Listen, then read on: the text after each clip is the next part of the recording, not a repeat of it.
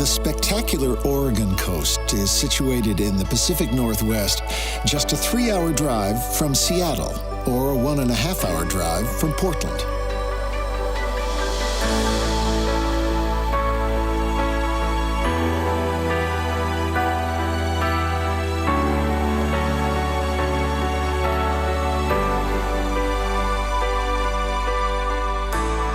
This is a coast where time is measured not in seconds, but by the tides, where years are measured in the fading patina of fishing floats, and centuries by the fall of rocky sea stacks and the rise of redwoods. A visit to the Oregon coast is more than just a trip to the seaside. It's a series of unforgettable moments strung together by one of the USA's great scenic drives, Highway 101.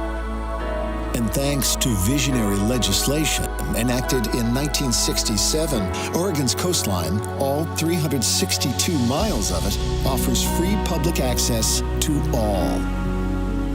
Welcome to the People's Coast.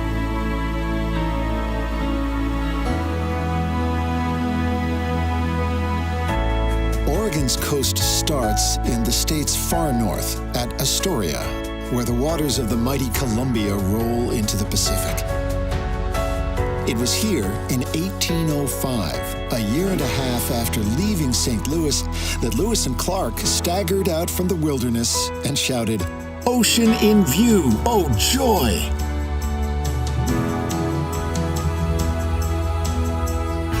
Trek back in time at the Lewis and Clark National Historical Park.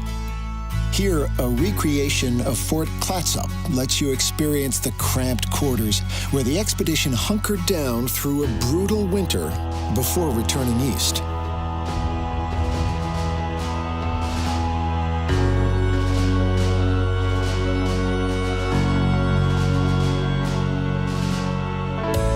Oregon's oldest city has come a long way since 1805.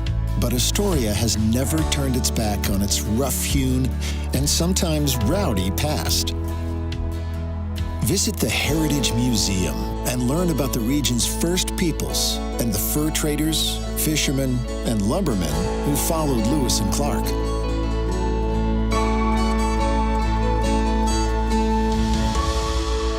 Drop anchor at the Columbia River Maritime Museum, which honors the seafarers and fishermen who braved the Columbia Bar, which earned this stretch of coastline the name the Graveyard of the Pacific.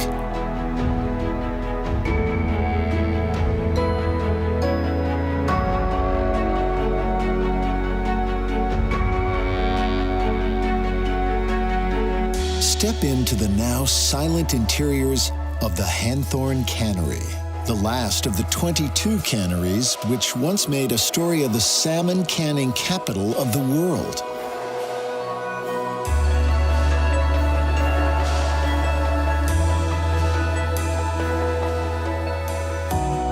But this city is no museum piece trading on past glories.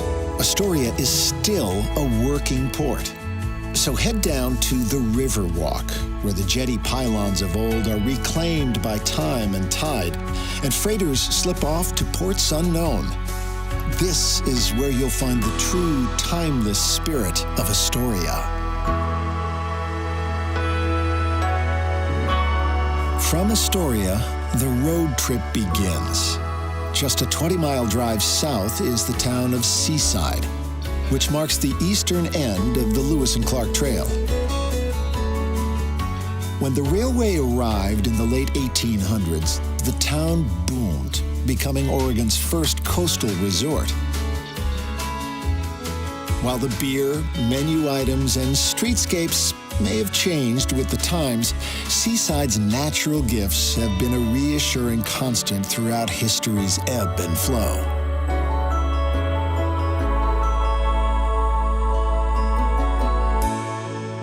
10 miles south of Seaside is Ecola State Park. Follow trails through old-growth forest and along cliff tops where offshore stacks, ribbons of beach, and the heart-calming rhythm of wind and sea beckon you further down the coast.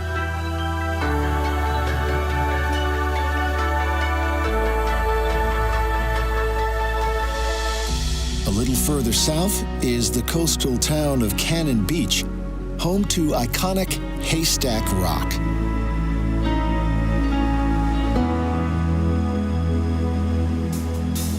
Call into the History Center to see the city's namesake, a cannon which washed ashore in the 1800s.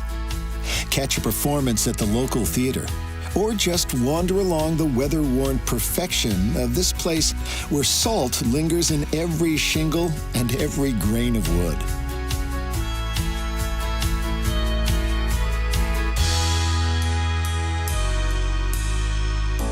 Before Oregon's coastal highway was built in the 1930s, stagecoaches raced along the sands from Cannon Beach all the way down to Cape Arch, hugging the headlands to beat the incoming tides. To appreciate the bravery of Oregon's early road builders, follow the highway through Oswald West State Park, where forests tumble toward the Pacific and scenic pullovers offer heart-stopping views down the coast for miles.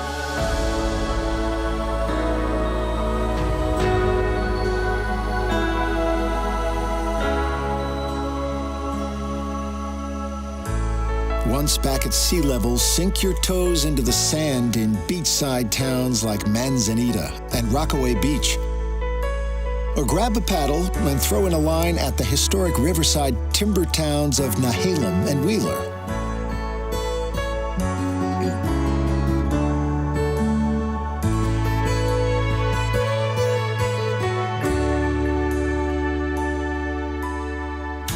A few miles on, the coast arcs inland around Tillamook Bay to the port of Garibaldi. Take a ride on the scenic railway or just hang out by the docks. This is the kind of place where the best thing to do is relax.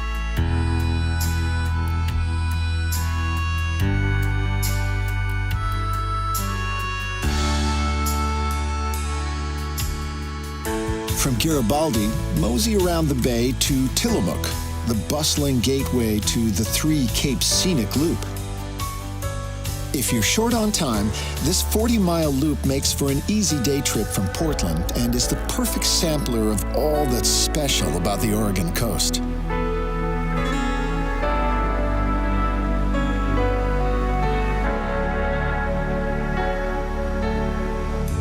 For those with more time, the road unwinds ever south through Pacific City, around Cascade Head, and onto the sands of Rhodes End, the start of Oregon's central coast.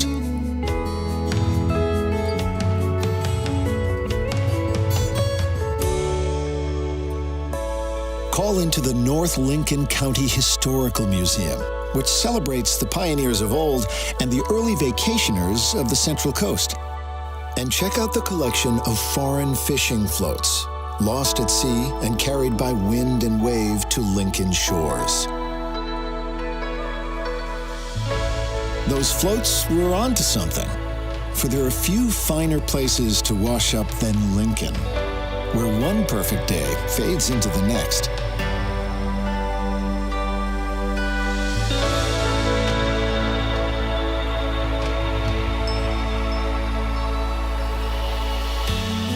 You'll find even more perfection a further 20 minutes down the coast at JBay, where whale watch cruises put out to sea from the world's smallest navigable harbor.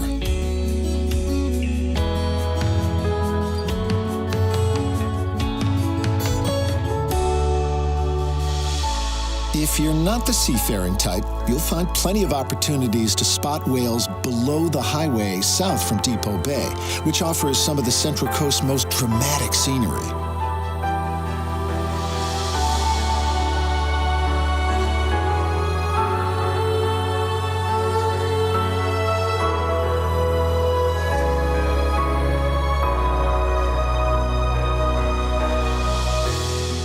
After 6 miles of twists and turns, pull over for a breather at the tiny hamlet of Otter Rock and peer into the Devil's Punch Bowl. Then rent a wetsuit and board and hit the waves in the Marine Reserve below.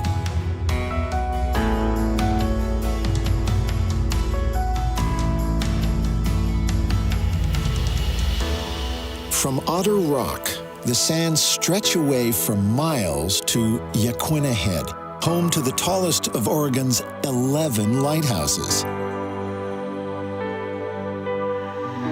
Lose a dreamy hour or 3 exploring the rock pools beneath the lighthouse. And when the tide returns, take to higher ground just down the coast in Newport.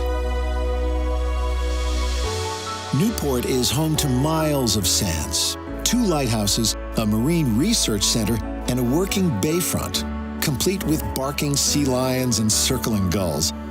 If ever there was a city with salt in its veins, surely this is it.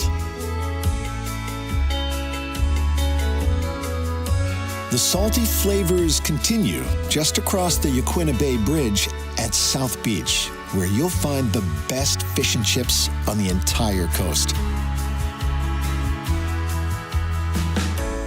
10 minutes down the highway, keep a lookout for Seal Rock, an enchanting haven for artists and a rest stop for seabirds on their long migrations to far-off shores.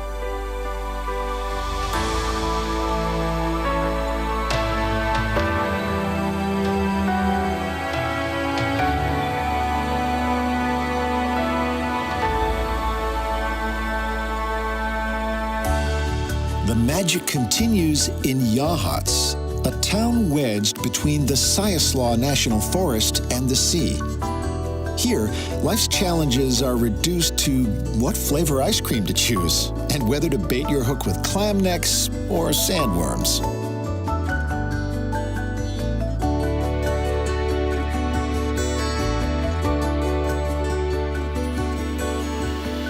Three miles down the highway, don't miss the turnoff to Cape Perpetua. Here, at the highest viewpoint on the Oregon coast accessible by car, take in views that extend 40 miles out to sea.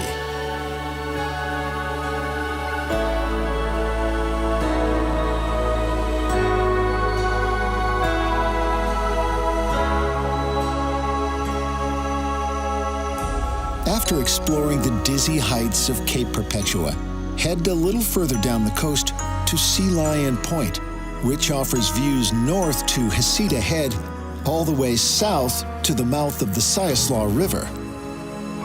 But the main attraction here is the 200-foot elevator ride down into the fascinating and whiffy world of Sea Lion Caves, the largest sea cave system in America.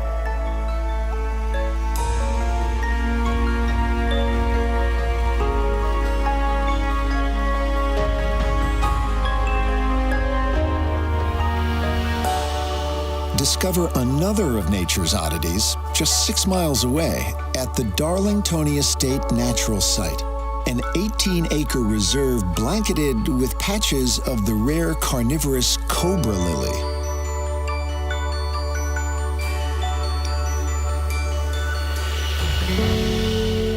After taking in the dizzying heights, subterranean layers, and primordial wonders of the Central Coast, kick back in Florence, where the living is easy. With its Art Deco bridge, old-timey vibes, and calm waters, it's easy to see why people retire here, to spend their days happily checking crab pots and playing with the grandkids on the silver sands.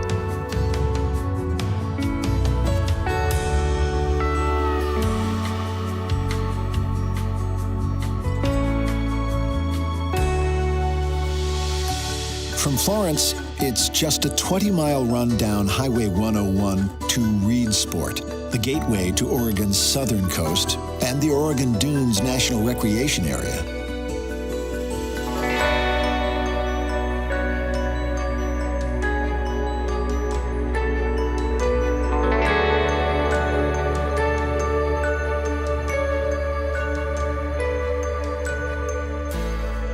After exploring the dunes, shake the sand out of your shoes at Coos Bay, the largest natural harbor between San Francisco and Seattle. Spend an hour or 2 at the Coos Historical Museum and follow the bay's European story from its castaway beginnings to its heyday as the largest timber port in the world.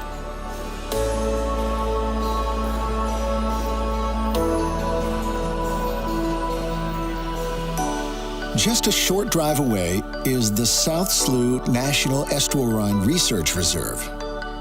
Spend an afternoon in this 6,000-acre park on the Coos Estuary, a vital nursery for all marine and bird life, and a veritable pantry for the region's first peoples for thousands of years.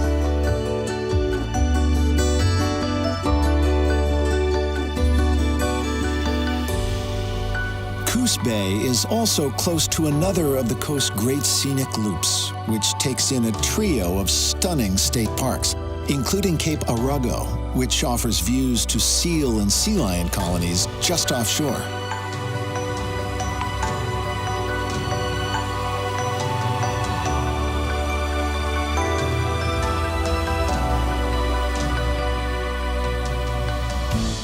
After exploring the intertidal and coastal treasures around Coos Bay, follow the winds of adventure south to Bandon by the Sea, one of Oregon's coolest and craftiest coastal towns.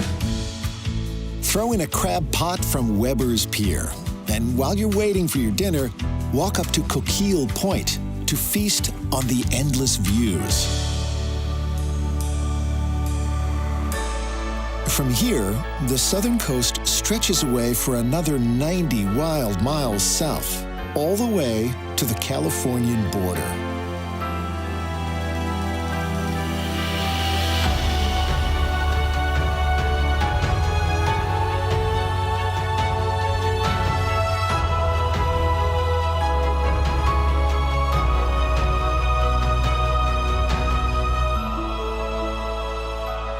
Whether you visit just one part of the Oregon coast for a weekend or take a month to explore its entire length, every cove and trail, every wisp of sea mist will greet you like a long-lost friend. For these are your sunsets, and these are your shores. Welcome home to the People's Coast.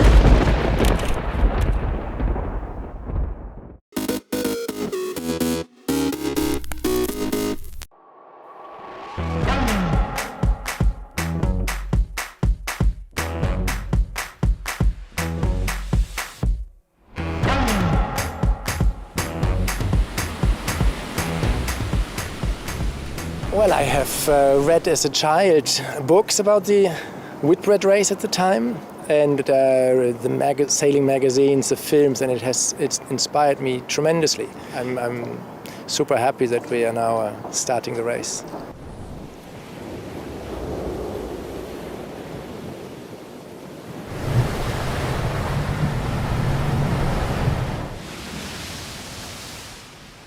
I want this race to become part of the IMOCA class, our sailing raceboat class from the Vendée Globe, and 2026, and then ongoing.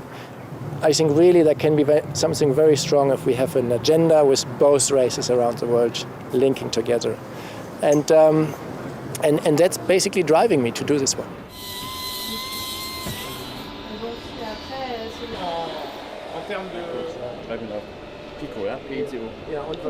And this is now 2/3 done.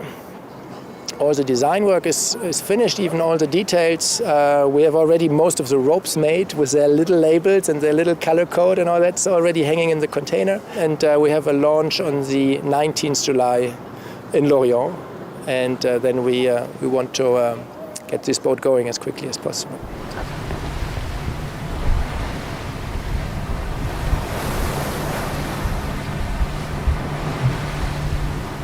Well, for me, that was a very natural thing. We have already, in the past years or decades on the IMOCAs, we have always been sailing with crews. Even like 15 years ago, there was a Europe race to Istanbul where there were 5 on board. And we had seen last summer that there was the Ocean Race Europe, which went fabulously with 5 people on board, 4 sailors and 1 onboard reporter. And so for me, there was a very positive surprise last summer again to see the feedback from these teams that had done it, and they were very happy with the even reduced space and ergonomy that an IMOCA has compared to a more traditional Volvo 65 boat, which is traditionally for bigger crews. And I therefore don't see any contradiction between both uses. For me, it's exactly the same boat. The big thing was that we are allowed to use autopilots in the Ocean Race. That means we don't have to think about a big steering wheel position, and that would have been a tremendous change compared to the Vendée Globe. That is not the case. That's not something we need to worry about. So we will sail the boat in a very similar way, mostly under autopilot.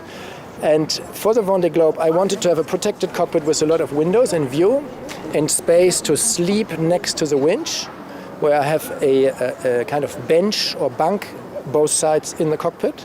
So I can sleep right next to the coffee grinder under all these windows. And that has kind of been a strong desire coming up in the last Vendée Globe. And this is also perfect for crew. Then 2 people can sit on the bench and 1 at the coffee grinder, and there's enough space for everyone. So I'm really looking forward to exploring this. This is the first boat design that I have been involved with. I have been heavily involved. I pushed a lot in one direction to go for a real offshore boat that is more tolerant to sea state and hopefully can go better through big waves and big sea state. So we will not just out of the box see like a flying ultra machine that is faster than anyone else. We will hopefully see a boat that is robust, safe, and that also can take me around the world in the Vendée Globe in the best condition and in the best average speeds in even very difficult sea conditions in the south. So this was the focus for the boat. And on the Ocean Race, maybe you would have put the cursor a little bit more towards an all-round boat, but who knows? We will find out where we stand in the competition, and hopefully, anyway, this is not the last boat we build and not the last Ocean Race we do with the new boat.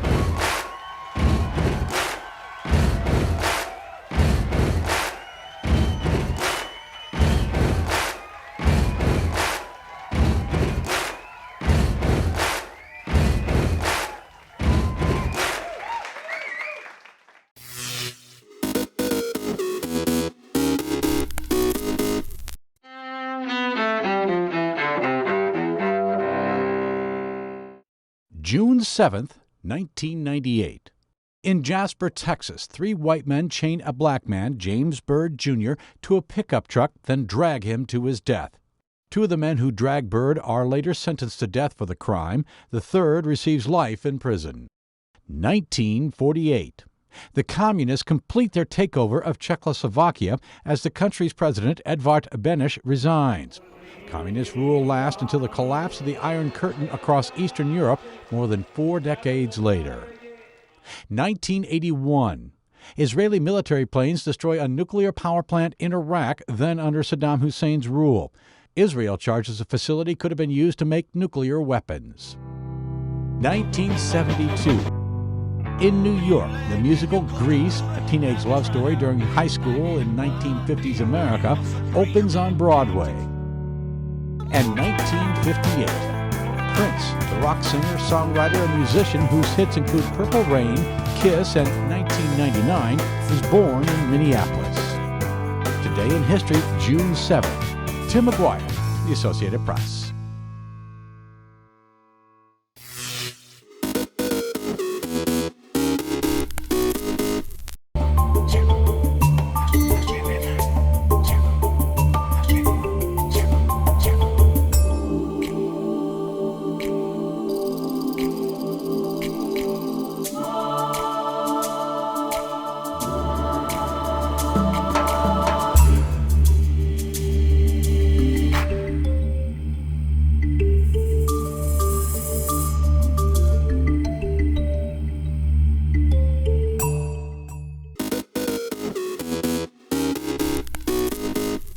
Welcome back in our studio, and in today's news,